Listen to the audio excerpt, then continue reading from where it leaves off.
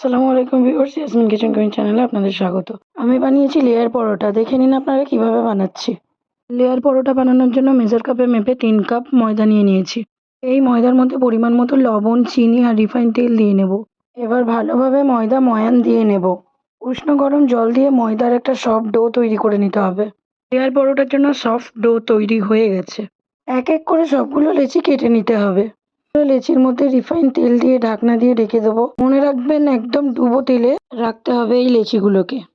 Refine তেল এবং ময়দা দিয়ে একটা মিশ্রণ বানাতে হবে। লেচিগুলো পাতলা করে রুটির শেপ দিয়ে বেলে নিতে হবে। যে মিশ্রণটা বানিয়েছিলাম সেই মিশ্রণটা এই রুটির মধ্যে দিয়ে নেব। এবার কিছু গুঁড়ো ময়দা নিয়ে এই রুটির উপর ছড়িয়ে দিতে হবে। একটা পিৎজা কাটারের সাহায্যে চারিদিক থেকে এই রুটিটা কাট লাগিয়ে নিতে হবে। পুরো রুটিটা ধীরে ধীরে ফোল্ড করে মুড়িয়ে রাউন্ড শেপ দিয়ে নিতে হবে। এইভাবে সবকটা রুটি আমি বানিয়ে নেব।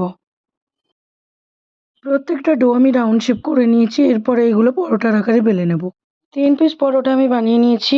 এগুলো তেলে ফ্রাই করে দেখিয়ে দেব। এই পরোটা একদম নরম তুলতুলে হয়। 3 পিস পরোটা আমি বানিয়ে নিয়েছি। দেখে নিন কতটা নরম তুলতুলে হয়েছে, কতগুলো লেয়ার পড়েছে দেখে নিন। আজকের এই রেসিপি ভালো লেগে থাকলে আমার চ্যানেলটি সাবস্ক্রাইব করে দেবেন, পেজটা ফলো করে দেবেন।